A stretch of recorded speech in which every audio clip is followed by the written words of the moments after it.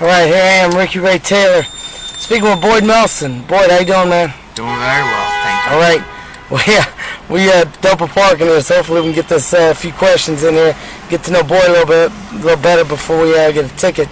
Boyd, what's your heritage? A mix. My father is Creole. He's from New Orleans. His parents Nice. from Baton Rouge, so it's African, which may be a little hard to tell on me, but African and European, mostly French, but a mix of Spanish from Spain, Dutch, Irish, and then you have strong Native American influence, Cherokee. Yeah, that's neat. So, but you're a mutt, man. I didn't know you had some Creole ties to you. Oh, Man. my father's from voodoo ties on my father's side. They're all like Beyonce's complexion with the light color eyes. And then my mother's from Israel and her parents are from Poland. Okay, you're Jewish, right? Right, correct. You're Jewish, and you've been boxing for a while. How long you been boxing? An elite, altogether, I guess you can say 10 years. At an elite, or 11 years, but first 3 years were in college. That's more of a club novice level. Then I boxed in the World Class Athlete Program for the Army, and I was on team. I was fortunate enough to qualify for Team USA through those 3 years. So I did that for 3 to 4 years at an elite level. Then I took 3 years off. It's actually not 10 years. Where did you do most of your fight now? What state? What state? Yeah. Colorado. Well, I was on the national. I hardly ever boxed in college. It was only national tournaments we got to compete in when I was in WCAP. So it was the All-Army Tournament, Armed Forces, the National PAL, National Golden Gloves. Well, I never boxed in the Golden Gloves, National PAL, the U.S. Championships, and then I competed in, I think I had about 12 international competitions. Okay, all right. And the World Championships and the Six Nations Cup, and then U.S. How many fights do you have total? Amateur fights. The number I always say is between 60 and 70. I have Okay. no idea what my record is. I've lost a lot. Well, you lose track of them because it's not like pros. Absolutely. You're fighting so many times. You're probably a little younger, but we're fighting a couple times in a day. I heard that. Fareed Samad. You know Samad at all? No. He was alternate on the 96 team behind Devin Vargas. Probably an old school guy then. He was. He boxed in from 92 to 96 was one, but he used to tell me they fought twice a day. I was like, are you kidding me? Twice a day. Yeah, in fact, they were doing 3 times in a day for a while. Gardell Williams, guy from South for 2 causes. You got 2 causes you fight for. I heard that this is they're pretty sincere to you. Both causes are extremely sincere. Yeah, what's it all about, man? What are they? One of them, I went to West Point for college, so I'm a veteran myself. I'm still in the Army Reserves. I served 5 years active after I graduated, and I'm a captain in the reserves right now. 1179th Transportation Brigade out of Fort Hamilton, to give them a shout out. And on my trunks, I have a picture of my boxing trunks, not these trunks. I have a wheelchair and camouflage, and that's supposed to be for the fight our disabled veterans fight all the time. And it's very dear to my heart. My father is 100% disabled from the military. He's put 24 years in. I've had shoulder issues. I had multiple shoulder surgeries when I was competing that still have residuals from them. And I go to the VA to when I see for my checkups, and I just see these veterans there in poor health, not having much to go home to, not having good conditions to go home to. And then on the other side, I see disabled veterans coming back without any type of skill set to transfer over to a civilian job that can work around their disability, so they're stuck and they have nothing. But one of the reasons they have nothing is because they gave something for their country. Fortunately, they gave for their country. Unfortunately, so what's the cause? Disabled. So the cause is the cause across my trunks. It says "Fight to Walk." Reason being, my dear friend Kristen Zaccanino. She is a spinal cord injury. She broke her neck when she was 10 years old in a diving accident. And the first clinical trial, I took it upon myself to try to get her walking again.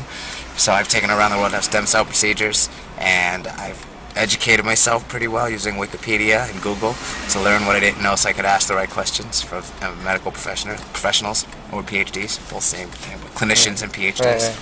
And now the U.S., we're set to launch our first clinical trial using umbilical cord cells. That's from the umbilical cord after the baby's born.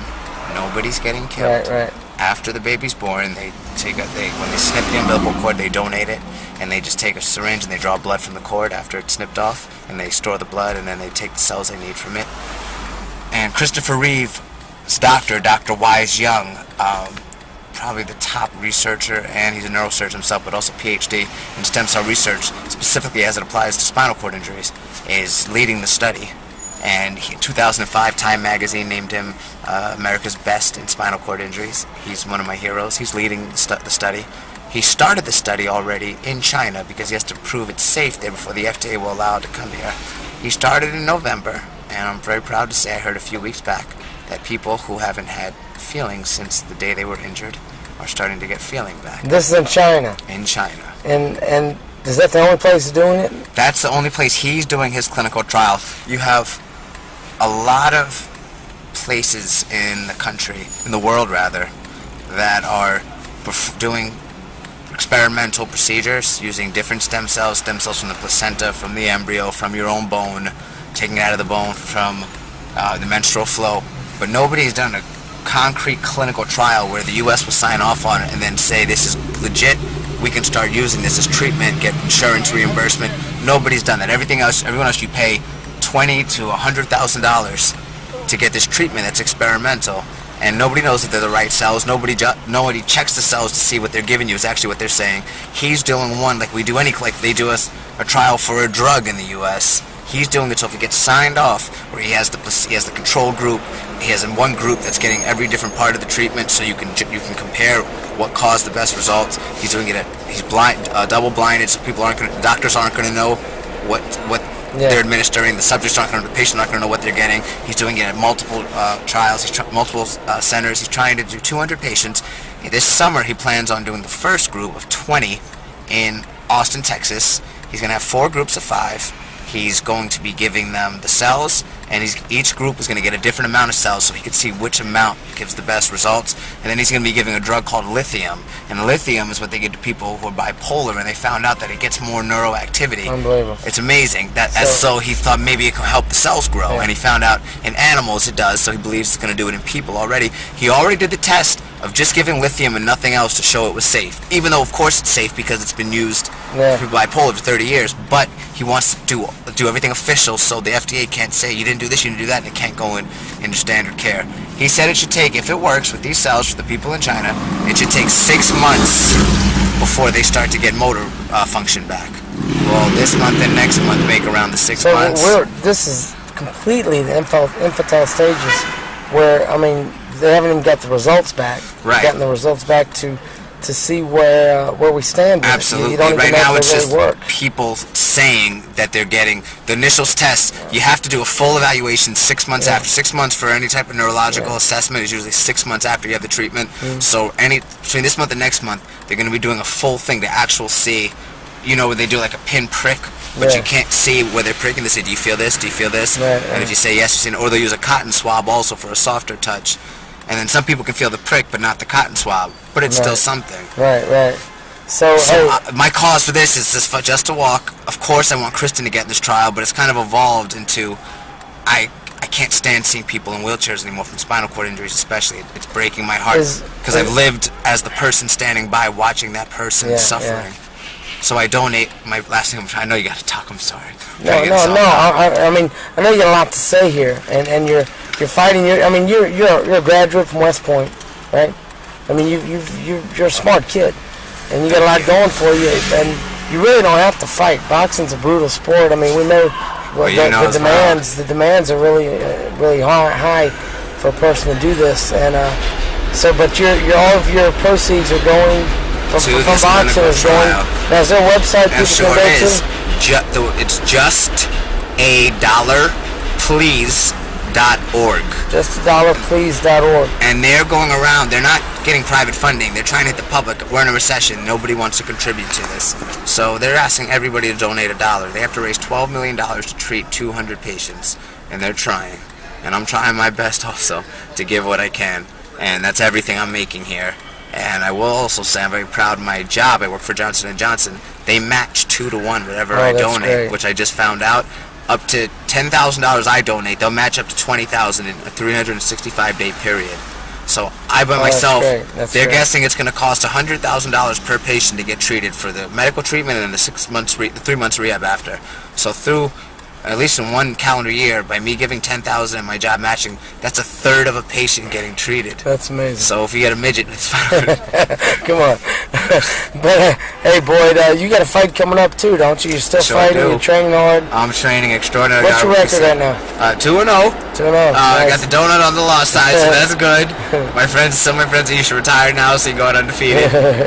A lot of people are questioning, saying you're only doing this because stem cells, and I'm going to be the first to say, and you can see by how hard I train, I hope, I absolutely love boxing and training as hard as I can to be as good as I can in this sport for the competition where I only have myself to rely on, and it's a battle of wills. And I work a full-time corporate job, and I come home every day from 8 till 10. I'm in the gym at night. During my lunch hour work, I go do my strength training at the gym on the work site, and I'm in the Army Reserve still, so my schedule's packed. So you have to love what you're doing also, besides whatever your reasons may be. I want to see how well I can do. I love expressing myself. The biggest high I get in the world is when my family and friends come out to the match and watch, and they share that energy, and something I'm doing is helping create that positive feeling. That's good. That testimony could be a good motivation for youngsters coming up that if they can feel similar to that, then it should realize that it is something to fight for. I mean, whatever it is, hopefully it is boxing, because we love the sport. But give one more word out to people what they could do to help your cause. Again, first come to my matches, because people donate from the audience. We had $540 donated from the last match. At this match, Dr. Wise Young himself, who's in between the U.S. and China 10 times about a month, is showing up for this, which he's the best in the world in what he's doing. I don't think you have Floyd Mayweather and Michael Jordan. Well, in the medical field, that's so the doctor's going to be at the match? He's actually going to be there, and hopefully the 19th over at Roseland Ballroom. Roseland Ballroom, right. Please come and you coming and supporting and sharing your energy, even if you don't have $1 to give, you're sharing your energy for the cause, and that helps will something. Whether you can see it or not, that energy is helping something. Otherwise, go to the website, justadollarplease.org, and the best thing you can do is anybody you know in a wheelchair, tell them this trial is happening. There are people in New York in wheelchairs. 3 different hospitals in New York are planned to carry out this study. Nice. There are people in New York in wheelchairs who don't know this study is going to happen. Make some noise. Give them to make some noise. You better believe it. I was mad because the average person didn't know. That's why I was doing this. And then I started telling people you know Andre Rozier? No. From Havoc? He's the Havoc promoter. He was Danny Jacobs' coach. Yeah, he's making the gear. Yeah, Havoc. His brother's in a wheelchair, knows Dr. Wise Young. His brother has a spinal cord injury and didn't know the trial was happening. Even know. I couldn't believe it when I told him. Unbelievable. Well, look, know anybody that's in that position. We're about to have the first cure in the history of the world, of our world, for spinal cord injuries. The first cure where if you break your neck, you're not stuck in a chair for the rest of your life and watching somebody else play with your children or raise your children or have to treat you like a child because you can't take care of yourself. The first trial, the first cure ever. Nice. Boyd, you're really passionate about this. We love it, man. I'm passionate about this. Boxing, your causes, the whole works, and we wish you the best, man. Thank you for your time. All right, my brother. All right, man. Baby. Talk to you later. You missed the last dap. Appreciate it.